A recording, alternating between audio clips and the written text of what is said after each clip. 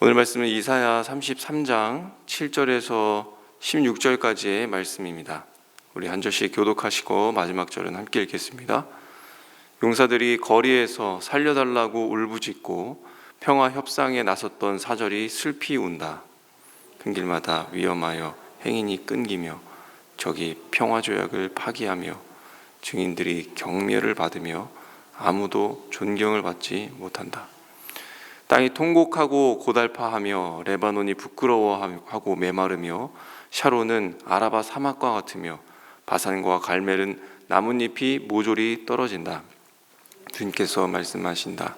이제는 내가 활동을 시작하겠다. 이제는 내가 일어나서 나의 권능이 얼마나 큰지를 나타내 보이겠다.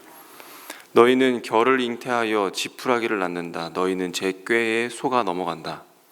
민족은 불에 탄 석회같이 되며 찍어다가 태우는 가시덤불같이 될 것이다. 너희 먼 곳에 있는 자들아, 내가 무슨 일을 하였는지 들어보아라. 너희 가까운 곳에 있는 자들아, 나의 권능을 깨달아라. 시온에서는 죄인들이 공포에 떨고 경건하지 않은 자들이 두려움에 사로잡힌다. 우리들 가운데 누가 사르는 불을 견디어내겠는가? 우리들 가운데 누가 꺼지지 않는 불덩이를 견디어내겠는가 하고 말한다. 의롭게 사는 사람, 정직하게 말하는 사람, 권세를 부려 가난한 사람의 재산을 착취하는 일은 아예 생각하지도 않는 사람, 뇌물을 거절하는 사람, 살인자의 음모에 귀를 막는 사람, 악을 꾀하는 것을 보지 않으려고 눈을 감는 사람, 함께 읽겠습니다. 바로 이런 사람들이 안전한 곳에 산다. 돌로 쌓은 견고한 산성이 그의 은신처가 될 것이다. 먹거리가 끊어지지 않고 마실 물이 떨어지지 않는다. 아멘. 네, 오늘 말씀은 이제 하나님의 심판이 현실이 되어가는 그런 모습을 담고 있습니다. 이제 유다는 바람 앞에 등불처럼 그 위기에 처해지게 되죠. 그리고 사실상 완전히 이제 망했다라고 하는 것을 보여주고 있습니다. 그 망한 모습들을 열거하고 있는데 어떤 모습들이 보여지고 있습니까? 7절 말씀에 용사가 등장하는데 용사는 누구입니까? 바로 싸우러 나간 아주 용맹한 사람들입니다. 그런데 그들이 하는 일이 겨우 밖에서 울부짖었다, 부르짖었다라고 그렇게 기록하고 있습니다. 이 부르짖었다라고 하는 것은 이 용사들의 함성이 아닙니다. 적군들의 그 엄청난 수와 그리고 힘과 잔인함을 보게 되면서 그들이 지금 싸울 용기가 사라지게 된 것이죠. 마음이 꺾이게 된 것입니다. 포기하게 된 것입니다. 그들의 남은 것은 바로 울부짖는 일밖에 남지 않았다라고 하는 것이죠. 사신들도 등장합니다. 사신들이 슬피 운다라고 이야기하고 있죠. 그들이 평화 협정을 맺으러 갔지만 소득 없이 돌아왔기 때문입니다. 그리고 큰 길마다 위험하고 행인이 끊겼다라고 되어 있는데 이것은 유다와 그 예루살렘을 이어주는 큰 이 대로가 적의 수중에 떨어졌다라고 하는 것입니다. 또 어떤 일이 일어났습니까? 그나마 자기네들이 조공을 바쳐가며 유지했었던 이 가짜 평화 조약마저 일방적으로 깨뜨림을 받게 된 것이죠. 곧 그들이 역으로 침공함으로써 유다의 그 성읍들을 다 깨부수고 또 백성들의 생명을 아무렇지 않게 해야 하는 그런 최악의 상황도 벌어지고 있다는 것을 우리에게 보여주고 있습니다. 이런 상황뿐만 아니죠. 또 엎친 데 덮친 격으로 먹고 살 길마저 희박해져 갔습니다. 막막해져 갔습니다. 어떤 일이 일어났습니까? 가뭄이 일어나게 된 것이죠. 땅은 황폐해져 갔습니다. 이 레바논이라고 하는 곳이 나오는데 이곳은 굉장히 큰 곳이기도 하지만 또 아름답기로도 유명한 곳입니다. 특히 이 레바논 나무라고 하는 것은 또 최상품 중에서도 최고로 인정받는 상품이죠. 그러나 이제는 무엇이라고 얘기하고 있습니까? 다 헐벗게 되었다. 부끄러운 모습이 되었다라는 겁니다. 자, 이런 여러 정황들이 있습니다. 일어나고 있는 사건과 여러 문제들이 있습니다. 하지만 이 이사야는 이 상황을 어떻게 바라보고 해석하고 있을까요? 이사야는 말하고 있습니다. 인간의 이 준비와 계획과 이 실행에는 스스로를 구원할 수 없다라고 하는 것이죠. 용사들이 그냥 싸우러 가지는 않았을 겁니다. 준비를 했었을 것입니다. 마음을 용맹으로 두르고 완전한 그 전사의 모습으로 준비해서 떠났을 겁니다. 또한 사신들은 어떠한 모습으로 갖추어 준비하여 나갔을까요? 나라의 사활이 걸린 문제입니다. 자기들의 생존이 걸린 문제였습니다. 그들은 상대방의 그 왕이 어떤 것을 좋아하는지 알아보았을 것이고 또 어떤 혹할 만한 조건들이 있는지 검토하였을 것이며 어떻게 하면 이 기분 좋은 약속을 하고 돌아올지 철저한 준비와 노력을 기울였을 겁니다. 적어도 그들은 이 친구가 되기를 원했을 테지만 하나도 이루어진 게 없었다라고 하는 것을 보여주고 있는 것이죠. 동료 삼기를 원하고 굉장히 노력을 기울였을 것입니다. 또 어떤 것이 있습니까? 그 이전에 공들여서 겨우겨우 맺어놓은 그 평화조약이 있었습니다.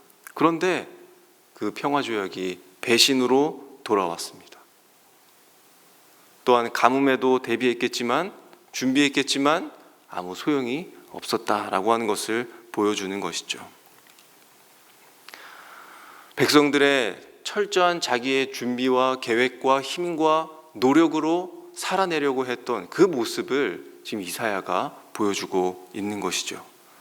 그런데 이 하나님을 내버려 두고 철저히 자기들의 힘과 노력과 이 준비성으로 살아내려고 했던 이 백성들에게 하나님은 뭐라고 하셨을까요?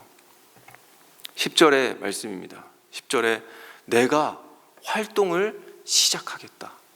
내가 일어나겠다. 내가 나의 권능을 나타내 보이겠다. 내가 이제 나서겠다. 라는 그런 말씀을 하고 계십니다. 그러니까 너희들이 지금 겪고 있는 문제와 어려움과 위태함과 여러 가지 갈등의 상황들이 나타나는 이 앞에 너희의 철저한 준비성은 어떤 가능성도 없다. 완벽하게 해결할 수 없다. 오직 나로서만이 이것을 완전하게 해결할 수 있다라고 하는 하나님의 아주 자신감 넘치는 선포가 이 백성들의 귓가에 울리고 있다라고 하는 것이죠. 그래서 하나님께서는 너희들의 준비 대신 나 하나님의 준비를 너희에게 나타내 보이겠다라고 하는 겁니다. 이 완전한 해결을 위해서 내가 일어나겠다라고 하는 겁니다. 나의 철저한 준비가 나의 철저한 계획으로 생존하려는 나의 의로움이 깨끗이 사라질 때에, 너희들이 자각할 때에, 그리고 하나님께 승복할 때에 비로소 하나님께서 이 일을 시작하시겠다라고 하는 그 메시지를 주고 있습니다. 우리 성도님들, 이 세상에서 살아가는 우리 사람의 방식은 그 중에 하나는 바로 철저한 준비성인 것 같습니다. 우리는 철저한 준비성으로 이 세상을 살아가려고 발버둥 치고 있습니다. 물론 준비가 잘 되어 있으면 너무나도 좋죠. 마음이 평안하죠. 내가 손을 놀고 있는 것보다는 불안을 덜어주게 됩니다. 또한 그 준비는 가끔 우리가 처하게 될 그 돌발 상황에 대해서도 대처할 수 있기도 합니다. 그러나 그것은 세상에 주는 영향력이고 풍조입니다. 준비를 하지 못하면 불행해진다는 것, 그리고 준비가 안 된 그 미래는 불안할 것이다 라고 하는 그 암시와 확신을 우리에게 계속 더해주고 불어 넣어주는 것이죠. 바로 이것이 세상의 속임수다 라는 생각을 가져보게 됩니다. 철저한 그 준비가 우리의 삶에 있어, 인생에 있어 도움은 되겠지만 반면 우리는 하나님을 의지하고 믿고 바라보게 하는 이 일들에서 멀어지게 하는 그런 수단이 아닌가. 여기에 우리의 고민이 필요합니다. 우리의 생각이 필요합니다. 나의 열심이 하나님의 열심보다 앞서서 나의 삶을 구원하는 그 의로운 삶에 영영 벗어나지 못하는 그 위험을 우리가 감지하며 살아가야 되는 것 아닐까요? 빈틈없는 그 준비성이 우리를 살려주지 않습니다. 오늘 말씀에서와 같이 오히려 그 길은 패망으로 가는 길입니다. 우리는 또 고대해야 할 것입니다. 빽빽하고 꼼꼼하고 철저한 그 준비성의 세계관에서 우리를 구원해 주시기를 우리는 울부짖어야 하겠습니다. 고대해야 하겠습니다. 오늘 말씀을 통해서 하나님의 준비와 시작과 결말이 우리의 삶의 결론으로 세워지는 이 아침이 되기를 간절히 소망합니다. 또 말씀합니다. 그럼에도 불구하고 우리는 준비 없는 삶을 상상할 수가 없는 것이죠. 그리고 우리는 자신이 여전히 없어 합니다. 그런 백성에게 하나님께서는 자신 있게 말씀하고 계십니다.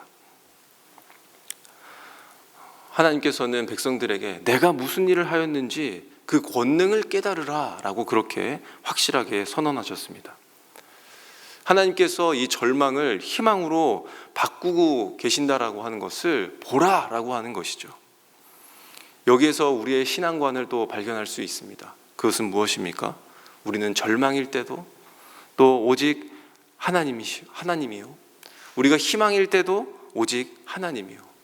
우리가 위기에 있을 때나 불안해 있을 때나 오직 은혜를 먼저 구하는 것입니다. 마태복음 6장 33절에 너희는 먼저라고 하면서 무엇을 구하라고 이야기하고 있습니까? 그의 나라와 그의 의를 구하라. 먼저 구하라 라고 그렇게 이야기하고 있습니다. 우리의 삶은 내가 먼저 나의 의로 한번 살아보고 나중에 하나님의 의를 구해보는 삶에 익숙합니다.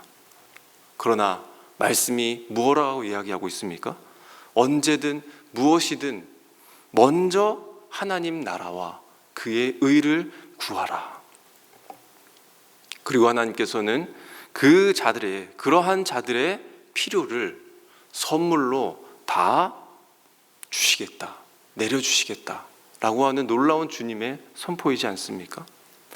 우리가 하나님의 통치에 충성할 때에 비로소 우리의 필요가 주어지게 되는 것이죠. 또 15절과 16절 이어서 이야기하고 있습니다.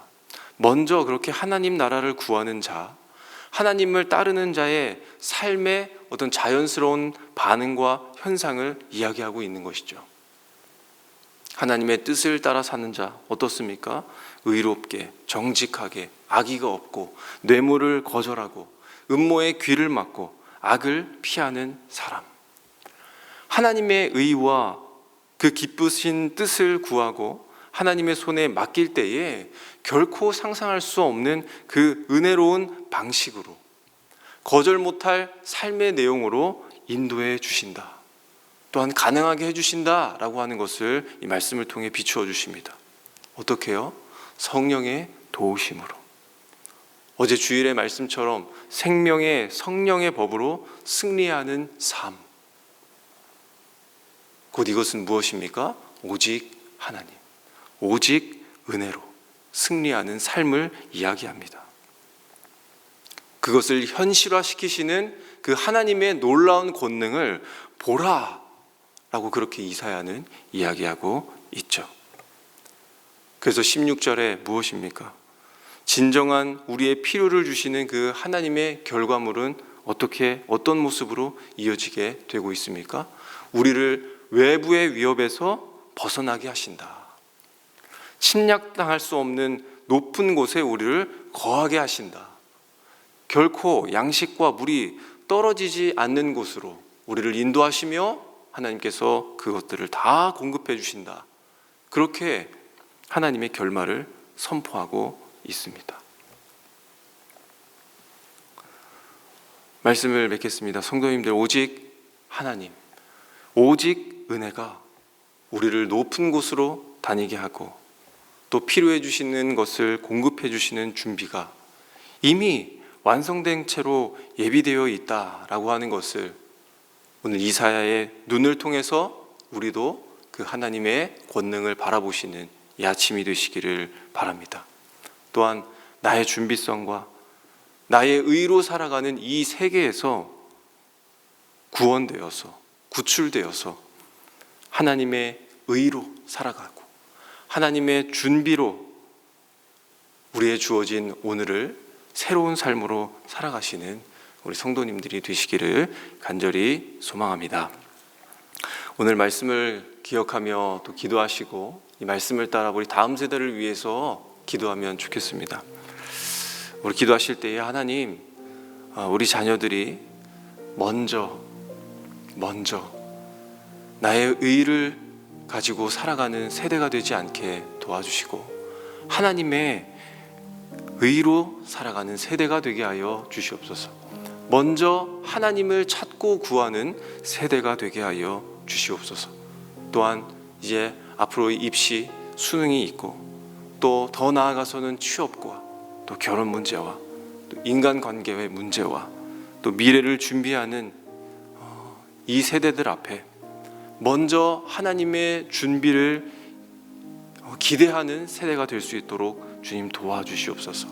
하나님의 그 시작을 고대하게 하여 주시고 모든 상황과 모든 조건 속에서도 능하게 다루어 가시는 그 하나님의 권능을 보는 다음 세대가 되게 하여 주시옵소서. 그리하여서 하나님께 맡겨드리는 인생, 또 오직 하나님, 오직 은혜로 사는 삶으로 결단하며 한 걸음 한 걸음 주님을 따라가는 우리 다음 세대가 되게 하여 주시옵소서 라고 우리 함께 기도하시고, 또한 오늘 말씀에 반응하는 우리와 또 앞으로 우리를 그렇게 높은 곳으로 다니게 하실 그 하나님을 기대하는 마음으로 우리 각자 기도하신 후에 또 각자의 기도 제목으로 기도하시고 돌아가시도록 하겠습니다.